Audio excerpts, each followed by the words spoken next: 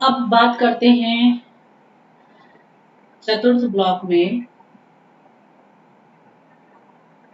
द्विवेदी युग के जो संपूर्ण परिचय है और उसी के साथ साथ जो द्विवेदी युग की काव्यगत प्रवृत्तियां हैं, जो द्विवेदी युगीन काव्य धारा है और उसकी जो काव्यगत प्रवृत्तियां हैं और उस द्विवेदी युग में जो प्रमुख कवि रहे हैं, प्रमुख प्रमुख जो कवि रहे हैं, जैसे श्रीधर पाठक हैं, महावीर प्रसाद द्विवेदी हैं, अयोध्या सिंह उपाध्याय हरिऔध हैं, मैथिली शरण गुप्त हैं, राम नरेश त्रिपाठी हैं। तो इनके विषय में बात करेंगे। सबसे पहले कुछ भी कहने से पहले थोड़ा सा द्विवेदी युग का परिचय, हालांकि पूर्व में पूर्ण परिचय आ चुका है, लेकिन फिर भी जो द्विवेदी युग का एक जो महान आधार खड़ा होता है वो सभी जानते हैं, सरस्वती पत्रिका से उसका आधार बना है, या द्विवेदी युग का जो आधार स्तंभ है वो सरस्वती पत्रिका है। और इसी एक महान संकल्प के साथ में ये प्रकाशित भी की गई थी। और उसके प्रारंभ में विद्वानों का जो एक संपादक मंडल था, वह उस संकल्प को एक मूल रूप देने में सक्षम था, लेकिन उसके पास समय की बहुत कमी थी। उनमें आपस में बहुत ज्यादा मत विभिन्नताएं थी और पर्याप्त अवसर भी इतना नहीं था।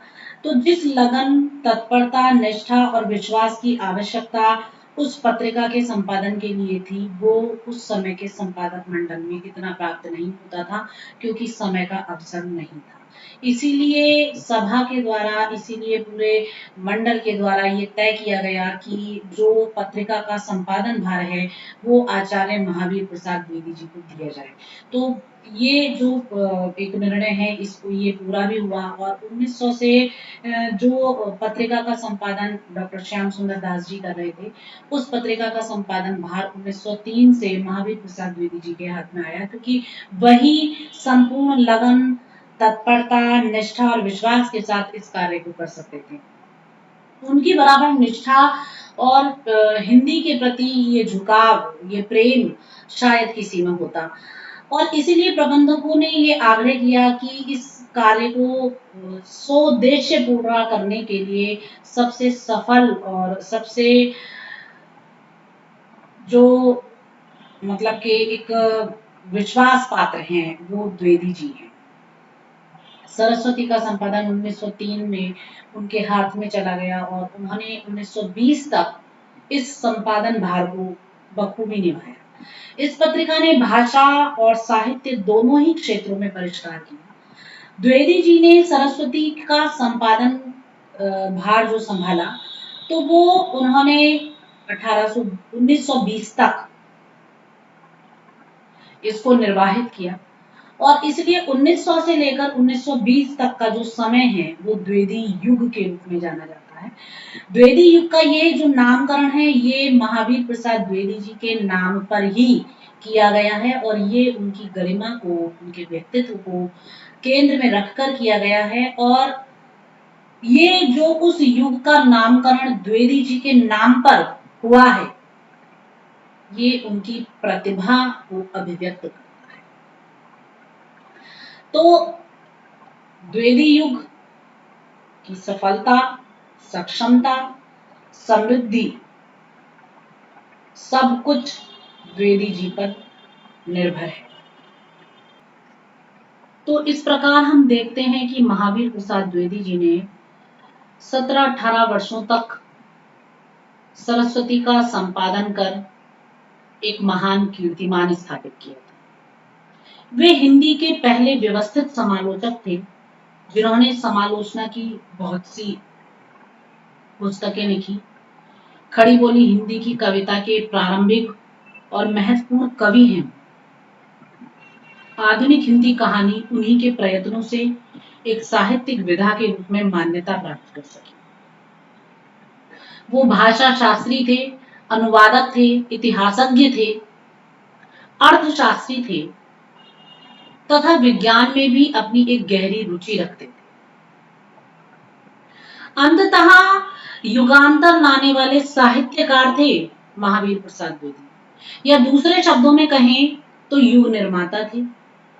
वे अपने चिंतन और लेखन के द्वारा हिंदी प्रवेश में नव जागरण पैदा करने वाले साहित्यकार थे। महावीर प्रसाद द्विवेदी हिंदी के पहले साहित्यकार थे जिनको आचार्य की उपाधि मिली थी। इसके पूर्व संस्कृत में आचार्यों की एक परंपरा थी। मई 1933 ईस्वी में नागरी प्रचारणी सभा ने उनकी 70वीं वर्षगांठ पर बनारस में एक बड़ा साहित्यिक आयोजन कर द्विवेदी जी का अभिनंदन किया था और उनके सम्मान में द्विवेदी अभिनंदन ग्रंथ का प्रकाशन कर उन्हें समर्पित किया था। और इस अवसर पर द्विवेदी जी ने अपना एक वक्तव्य दिया था। वह आत्मनिवेदन नाम से प्रकाशित भी हुआ और इसके द्वारा वो कहते हैं कि मुझे आचार्य की पदवी मिली है। क्यों मिली है मालूम नहीं, कब किसने दी है यह भी मुझे मालूम नहीं। मालूम सिर्फ इतना ही है कि मैं बहुधा इस पदवी से विभूषित किया जाता हूं। यानी कि अनेक बार उनको इस आचार्य की पदवी से विभूषित किया गया है। शंकराचार्य, मध्वाचार्य, सांख्याचार्य आदि के सदृश किसी आचार्य के चरण रज कण की बराबरी मैं नहीं कर सकता। बनारस के संस्कृत कॉलेज या किसी विश्वविद्यालय में भी मैंने कदम नहीं रखा, फिर भी इस पदवी का मुस्तहक मैं कैसे हो गया। तो महावीर प्रसाद द्विवेदी ने मैट्रिक तक पढ़ाई की थी। तत्पश्चात वे रेलवे में नौकरी करने लगे थे और उसी समय इन्होंने अपने सिद्धांत निश्चित किए कि वक्त की पाबंदी होनी चाहिए, रिश्वत नहीं लेनी चाहिए, अपना कार्य ईमानदारी से करना चाहिए, ज्ञान वृद्धि के लिए हमेशा प्रयत्न करना चाहिए। और द्विवेदी जी ने लिखा भी है कि पहले 3 सिद्धांतों के अनुकूल आचरण करना तो सहज था, पर चौथे के अनुकूल सचेत रहना कठिन था। तथापि सतत अभ्यास से उसमें भी सफलता मिलती है। तार बाबू होकर भी टिकट बाबू, माल बाबू, स्टेशन मास्टर, यहाँ तक कि रेल पटरियां बिछाने और सड़क की निगरानी करने वाले प्लेट लेयर तक का भी काम मैंने सीख लिया। फल अच्छा ही हुआ। अफसरों की नजर मुझ पर पड़ी, मेरी तरक्की होती गई। वह इस तरह कि एक दफा मुझे छोड़कर तरक्की के लिए दरख्वास्त नहीं देनी पड़ी। द्विवेदी जी 15 रुपए मासिक पर रेलवे में बहाल हुए थे और उन्होंने 1904 में नौकरी छोड़ी और उस वक्त 150 रुपए मूल वेतन एवं 50 रुपए भत्ता मिलता था, यानी कुल 200 रुपए उन्हें मिलते थे। उस जमाने में एक बहुत बड़ी राशि थी।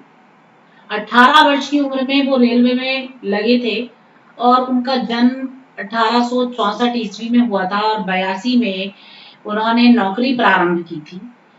नौकरी करते हुए वो अजमेर, बंबई, नागपुर, होशंगाबाद, इटारसी, जबलपुर, झांसी इन शहरों में रहे और इसी दौरान उन्होंने संस्कृत और ब्रज भाषा का अधिकार प्राप्त किया, पिंगल और छंद शास्त्र का अभ्यास किया और उन्होंने अपनी पहली पुस्तक 1895 ईस्वी में श्री महिमनी स्तोत्र की रचना की, जो पुष्पदंत के संस्कृत काव्य का ब्रज भाषा में रूपांतरण है। तो द्विवेदी जी ने सभी पद्य रचनाओं का भावार्थ खड़ी बोली गद्य में किया। उन्होंने इसकी भूमिका में लिखा है कि इस कार्य में होशंगाबादस्थ बाबू हरिश्चंद्र कुलश्रेष्ठ का, जो सांप्रत मध्य प्रदेश राजधानी नागपुर में विराजमान है, मैं परम कृतज्ञ हूँ। तो इस प्रकार जो महावीर प्रसाद द्विवेदी जी हैं, उनका जो एक मतलब परिचय है, जो उनका पूर्व व्यक्तित्व एक नौकरी के रूप में रेलवे से जुड़ा रहा। जब वो साहित्य में आए तो साहित्य में उनका पदार्पण हिंदी साहित्य जगत के लिए एक स्वर्णिम अवतरण था और इसी अवतरण ने हिंदी के द्विवेदी युग को जन्म दिया। अब बात करते हैं द्विवेदी युगीन काव्यधारा के परिचय की। तो द्विवेदी युगीन जो काव्य धारा है, इसकी पृष्ठभूमि पूर्व में ही रखी जा चुकी। भारतेंदु युगीन काव्य रीति और भक्ति की पृष्ठभूमि पर खड़ा होकर भी जन जागृति का स्वर देने में असफल रहा। वह काल उस स्वर को प्रस्फुटित नहीं कर सका जो जीवन को मर्मज्ञ बना सके, और ये जो अपूर्ण स्वर परिपूर्ण हुआ, इसकी परिपूर्णता के लिए संपूर्ण श्रेय आचार्य द्विवेदी जी को जाता है। जागृति के नव नवोन्मेष, सुधार, परिष्कार और अनुकरणीय जीवन के आदर्शों की नियामिका रही है द्विवेदी युग की पृष्ठभूमि और इसका काव्य। यह कविता पावनता, संयमशीलता, सदाचार और त्याग की कविता है। इसके कवियों ने त्याग किए हैं, राष्ट्र की चेतना से स्वयं को मंडित किया है, राष्ट्र के कण कण में प्रेम के बीज बोए हैं, लेकिन वो विरागी नहीं, अपितु अनुरागी बने। वो भोगी नहीं थे, वो सिद्ध बने। स्वामी विवेकानंद के मुख से कर्मठ वेद उक्तियां और लोकमान्य तिलक के मुख से कर्म योग का संदेश सुनकर ये जीवन की ओर गए। इन्होंने उससे भागने का प्रयास नहीं किया। अतः यह युग का काव्य, इस युग का काव्य वैरागियों या आसक्तों का काव्य नहीं है, बल्कि जिम्मेदार गृहस्थों का काव्य है, जिन्होंने अपने कर्तव्य का पालन किया है, अपने राष्ट्र के प्रति, अपने समाज के प्रति, मानव संस्कृति के प्रति, मानव सभ्यता के प्रति, जन सामान्य के प्रति। इसीलिए इन कवियों की कविताओं में प्रवृत्ति, कर्मयोग, देश प्रेम, संस्कृति, सभ्यता, नैतिकता, मूल्य, आदर्श, नारी सम्मान, इनकी भावनाएं समाहित। इसी का परिणाम है कि इस युग में नवीन मानवतावादी दृष्टि विकसित हुई, सामान्य मानव को गौरव प्राप्त हुआ।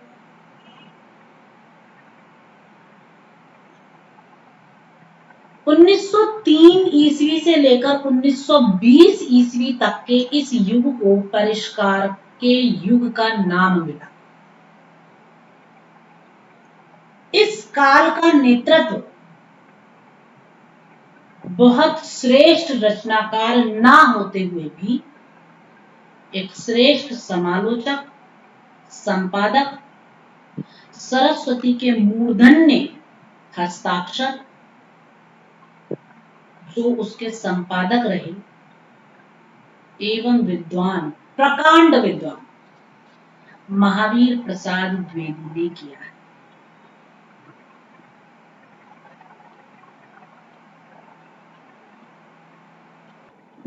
महावीर प्रसाद द्विवेदी जी जो इस सरस्वती पत्रिका के संपादन का भार 17-18 वर्षों तक उठाते हैं और एक नया कीर्तिमान स्थापित करते हैं।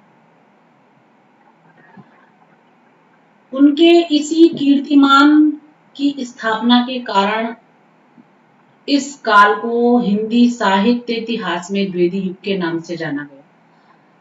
उन्होंने अपने प्रकांड पांडित्य के कारण आचार्य की उपाधि ग्रहण की उनके व्यक्तित्व के बारे में आचार्य किशोरी दास वाजपेयी जी कहते हैं कि उनके सुदृढ़ विशाल और भव्य कलेवर को देखकर दर्शक पर सहसा आतंक छा जाता था और यह प्रतीत होने लगता था कि मैं एक महान ज्ञान राशि के नीचे आ गया। द्विवेदी जी स्वयं मानते थे कि ज्ञान राशि के संचित कोश का नाम ही साहित्य है। द्विवेदी जी स्वयं तो एक महान ज्ञान राशि थे ही, उनका संपूर्ण वाङ्मय भी संचित ज्ञान राशि है, जिससे होकर गुजरना अपनी जातीय परंपरा को आत्मसात करते हुए विश्व चिंतन के समक्ष प्रत्यक्ष होने की शक्ति को धारण करना भी है। डॉक्टर रामविलास शर्मा ने द्विवेदी जी के महत्व को प्रतिपादित करते हुए लिखा है कि द्विवेदी जी ने अपने साहित्य जीवन के आरंभ में पहला कार्य यह किया कि उन्होंने अर्थशास्त्र का अध्ययन किया। उन्होंने जो पुस्तक बड़ी मेहनत से लिखी और जो आकार में उनकी पुस्तकों से बड़ी है, वह संपत्ति शास्त्र है। अर्थशास्त्र का अध्ययन करने के लिए द्विवेदी जी बहुत से विषयों पर ऐसी टिप्पणियां लिख सके जो विशुद्ध साहित्य की सीमाएं लांघ जाती। इसके साथ उन्होंने राजनीति विषयों का अध्ययन किया और संसार में जो महत्वपूर्ण राजनीतिक घटनाएं हो रही थी, उन पर उन्होंने लेख लिखे। राजनीति और अर्थशास्त्र के साथ उन्होंने आधुनिक विज्ञान से परिचय प्राप्त किया और इतिहास तथा समाज शास्त्र का अध्ययन गहराई से किया। इसके साथ भारत के प्राचीन दर्शन और विज्ञान की ओर इन्होंने ध्यान दिया और यह जानने का प्रयत्न किया कि हमें अपने चिंतन में कहां आगे बढ़ना है और हम उसमें कितने आगे बढ़े हैं और कितना पिछड़े हुए हैं। इस तरह की तैयारी उनसे पहले किसी संपादक ने कभी की ही नहीं थी। परिणाम यह हुआ कि हिंदी प्रवेश में नवीन सामाजिक चेतना के प्रसार के लिए वह सबसे उपयुक्त व्यक्ति सिद्ध हुए।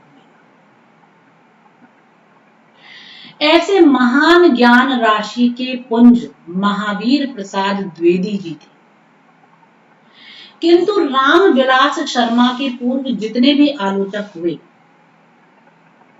उन्होंने द्विवेदी जी का उचित मूल्यांकन नहीं किया। शायद उनमें इतनी सक्षमता नहीं थी। इन महान आलोचकों में रामचंद्र शुक्ल, नंद दुलारे वाजपेयी तथा हजारी प्रसाद द्विवेदी जी प्रमुख हैं। हालांकि रामचंद्र शुक्ल जी ने अपने साहित्य का इतिहास में द्विवेदी जी पर टिप्पणी की है कि द्विवेदी जी ने सन 1903 में सरस्वती के संपादन का भार लिया, तब से अपना सारा समय लिखने में ही लगाया। लिखने की सफलता वे इस बात में मानते थे कि पाठक उनसे बहुत कुछ समझ जाए।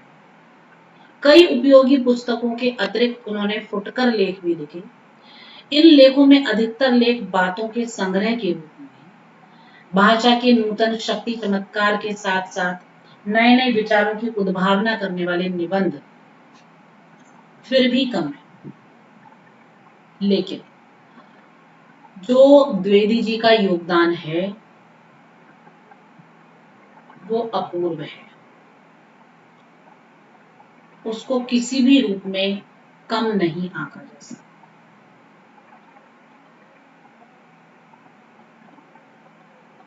द्विवेदी जी के विषय में अनेक समालोचकों के अनेक विचार हैं, लेकिन वास्तविकता यह है कि उन्होंने अपने लेखन कार्य में विभिन्न विषयों पर लेखनी चलाई और ऐसे विषयों का स्पर्श किया जो शायद अन्य साहित्यकारों के द्वारा अस्पर्श रहे, अछूते रहे और उन पर लिखने की प्रेरणाएं भी दी। दूसरी भाषाओं, विशेषकर अंग्रेजी साहित्य के श्रेष्ठ लेखन को उन्होंने स्वयं अनुदित किया और अन्य कवियों के अनुवाद के लिए भी अन्य कवियों को भी प्रेरित किया कि वो भी अनुवाद करें। इसका परिणाम यह हुआ कि विभिन्न भाषाओं के साहित्य के मध्य आदान प्रदान की समृद्ध परंपरा का श्री गणेश हुआ और उसका विकास हुआ। भारतेंदु तथा उनके सहयोगी साथियों द्वारा काव्य धारा को नवीनतम विषयों की ओर मोड़ने की जो प्रवृत्ति पूर्व में ही सामने आई थी, उसका इस युग में पल्लवन व विकास हुआ। ये परंपरा न केवल हिंदी साहित्य को समृद्ध करने वाली रही, वरन जो अन्य भाषाओं के श्रेष्ठ विचार थे, जो अन्य भाषाओं में लिखा हुआ एक श्रेष्ठ अवदान था, उसका स्पर्श हिंदी साहित्यकारों ने किया और जनमानस तक उसे पहुंचाया। इसका प्रभाव जनमानस पर भी पड़ा। तो इस प्रकार की परंपरा का जो प्रारंभ है वो हमें द्विवेदी जी से प्राप्त होता है।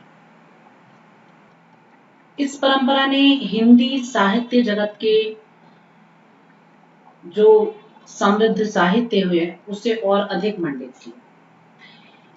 भारतेंदु व उनके सहयोगी साथियों द्वारा काव्य धारा को एक नवीनतम विषयों की ओर मोड़ने की जो प्रवृत्ति पूर्व में सामने आई थी, उसका पल्लवन हुआ। इसी युग में राष्ट्रीय काव्य धारा को अत्यधिक दृढ़ता प्राप्त हुई, क्योंकि जो ये काव्य लिखा गया, जो इस युग में साहित्य लिखा गया और द्विवेदी जी का जो प्रयास निरंतर रहा, उनके प्रयासों से लेखकों के मध्य राष्ट्रीय चेतना का जागरण हुआ, स्फुरण हुआ और जो राष्ट्रीय चेतना के बीज भारतेंदु युग में बोए गए थे, उनका पल्लवन और उनका परिष्करण, उनका जो एक कहना चाहिए कि पुष्पन है, वो सब द्विवेदी युग में हुआ। तो इसलिए जो इस युग के कवि थे, उन्होंने राष्ट्रीय चेतना से ओतप्रोत काव्य की सृजना की। खड़ी बोली को गद्य के साथ साथ पद्य की भाषा बनाया महावीर प्रसाद द्विवेदी जी ने और उसका परिमार्जन और परिष्करण किया। इसी के साथ साथ उन्होंने भावों व विचारों के साथ साथ हिंदी में परंपरा के व्यवहृत छंदों के स्थान पर संस्कृत छंदों का प्रचलन कराया, क्योंकि उनका जो अध्ययन था, वो स्वाध्याय था, वो संस्कृत से भी बहुत अधिक जुड़ा हुआ था और वो संस्कृत से के एक प्रिय अध्येता भी रहे और जिसके कारण संस्कृत पदावली का समावेश हिंदी में बढ़ा और हिंदी भाषा और अधिक साहित्यिक हुई।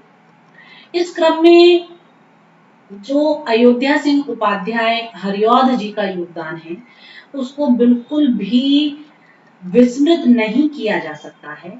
उन्होंने अपने महाकाव्य प्रिय प्रवास में ऐसे छंदों को स्थान दिया, उनको बाहुल्यता प्रदान की और यहाँ एक ओर तो तत्सम और संस्कृत के क्लिष्ट शब्दों का प्रयोग किया गया, वहीं दूसरी ओर जो सरल आम भाषा है, जन सामान्य की भाषा है, जिसे पाठक पढ़ते ही उसमें अवगाहन करना प्रारंभ कर देता है, उस भाषा को कुशलता के साथ कार्य में लिया गया। तो ये जो युग है, इस युग का जो काव्य है, वो इसीलिए जन जन के हृदय पर अपना अधिकार स्थापित करने में सक्षम हुआ है। द्विवेदी युग वह युग था जब जन जन में एक मनमानी भी दिखाई देती थी। हालांकि महावीर प्रसाद द्विवेदी जो इस युग के निर्माता रहे हैं, उन्होंने हर पक्ष पर अपनी लेखनी चलाई है। जन सामान्य पर जो कुरीतियां और जो रूढ़ियां, अंधविश्वास समाज में फैले हुए थे, उन पर उन्होंने अपनी एक लेखनी चलाई। उन्होंने न केवल भाषा का परिमार्जन या परिष्करण किया, उन्होंने जो सामाजिक दशाएं हैं उनको बड़ी सूक्ष्मता के साथ जाना, समझा और अपने लेखन के द्वारा समाज के बीच में एक जागृति लेकर के आए। उन्होंने, क्योंकि राजनीतिक, सामाजिक, आर्थिक, सांस्कृतिक सभी दृष्टियों से ये एक उथल-पुथल व्यवस्थाओं का युग था, तो सभी के प्रति द्विवेदी जी ने अपनी लेखनी चलाई, अपने निबंधों के द्वारा, अपने काव्य के द्वारा, अपनी समालोचनाओं के द्वारा। उन्होंने एक प्रकार से कहा जा सकता है कि समाज के प्रत्येक पक्ष को एक नया आयाम देने का प्रयास किया है। तो ये जो युग था, ये ऐसा प्रतीत होता था जैसे मनुष्यों की अपनी मनमानी का युग है, और बहुत भाषा को लेकर, भावों को लेकर साहित्य के क्षेत्र में बहुत ज्यादा अराजकता फैली हुई थी, और कुछ शुद्धतावादी और सुधारक व्यक्तित्व भारतीय जीवन को सही दिशा प्रदान कर रहे थे, जितने आपके समाज हैं और वो सब इस समय प्रचलन में थे। तो ऐसी स्थिति में द्विवेदी जी ने अपने साहित्य और संस्कारी व्यक्तित्व के द्वारा तत्कालीन काव्य एवं साहित्य को सुनिश्चित व सुदृढ़ आधार प्रदान किया। अगर देखा जाए तो उस समय एक एक पक्ष को हम लें तो उस पक्ष में हम देखते हैं कि जो इन्होंने लगातार योगदान दिया है, अगर उसको केवल संक्षेप में जाने, जो महावीर प्रसाद द्विवेदी ने प्रत्येक पक्ष उभारा है, हर एक पक्ष को उन्होंने उभारा है। तो इस दृष्टि से यदि हम देखें तो देखते हैं कि जिस उस समय अंग्रेजों का प्रभुत्व था, उस ओर उन्होंने अपनी दृष्टि डाली। ईसाई साहित्य और पश्चिमी शिक्षा का प्रसार था, तो इस ओर उन्होंने अपनी दृष्टि डाली। धार्मिक, सामाजिक और सांस्कृतिक आंदोलन प्रभावी थे। ब्रह्म समाज है, आर्य समाज है, और बहुत सारे ऊंचे ऊंचे धार्मिक और सांस्कृतिक आंदोलन प्रभावी थे।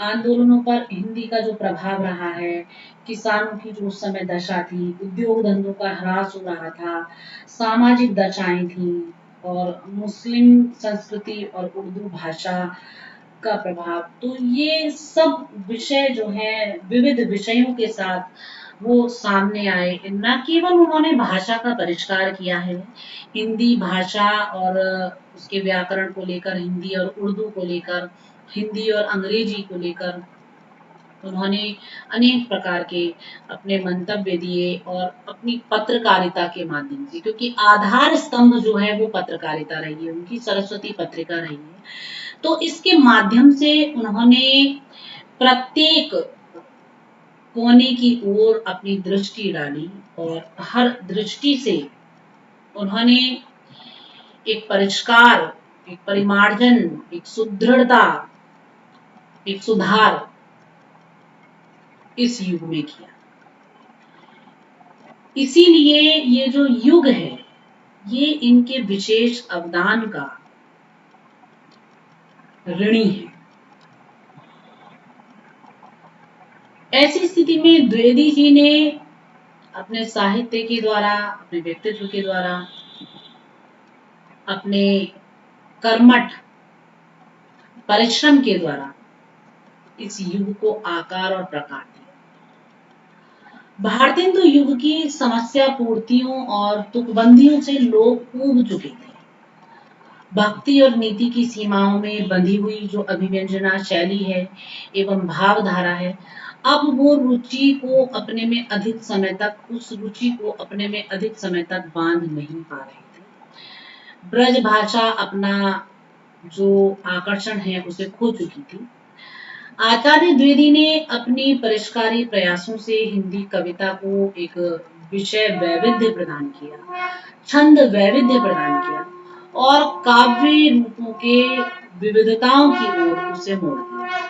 यही कारण है कि द्विवेदी जी की प्रेरक एवं प्रोत्साहित करने वाली जो मनोवृत्ति है, उसके कारण मैथिली शरण गुप्त जी, अयोध्या सिंह उपाध्याय हरिऔध जी, नाथूराम शर्मा, सियाराम शरण गुप्त आदि कवियों ने सुधारवादी दृष्टिकोण को अपनाया और काव्य सृजन किया और इस युग की कविता में सभी भावों को उन्होंने गोद दिया और इन सब भावों को हम इस युग के काव्य में, साहित्य धारा में स्पष्ट रूप से देख सकते हैं।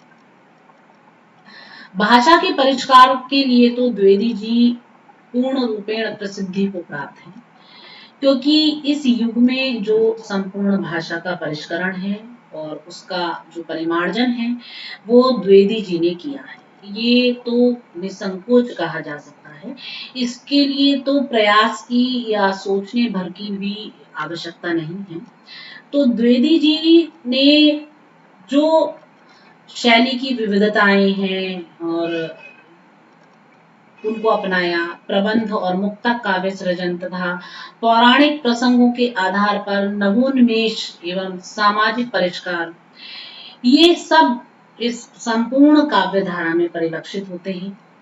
इसकी प्रवृत्ति पर विवेचना करते हुए डॉक्टर शिवदान सिंह चौहान जी कहते हैं कि इन कलियों की दृष्टि मूलतः, इन कवियों की दृष्टि मूलतः बहिर्मुखी है।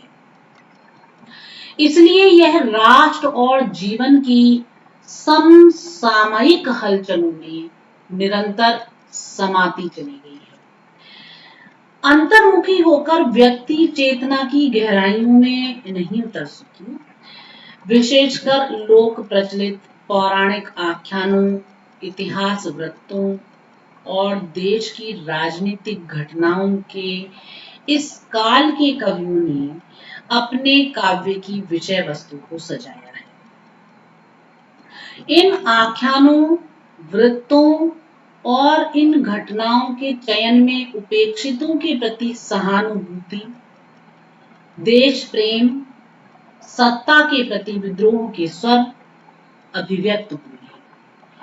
यह एक प्रकार से राजनीति में राष्ट्रीय आंदोलन और काव्य में स्वच्छंदतावाद की प्रवृत्ति के बीच बहने वाली कविता की बहिर्मुखी धारा है, जिसने हिंदी भाषी जनता को आधुनिक युग के व्यक्ति समाज संबंधी गहरे तात्विक प्रश्नों के प्रति ही नहीं, बल्कि राजनीतिक पराधीनता और राष्ट्रीय संघर्ष की आवश्यकता के प्रति सचेत बनाने में महत्वपूर्ण योगदान दिया है।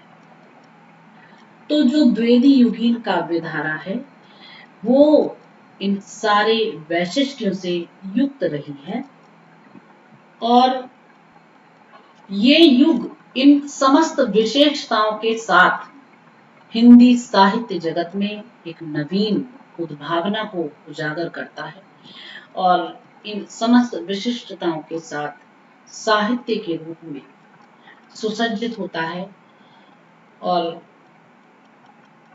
जन जन के हृदय में राष्ट्र के प्रति, समाज के प्रति, अपनी संस्कृति के प्रति एक बोध को जागृत करता है।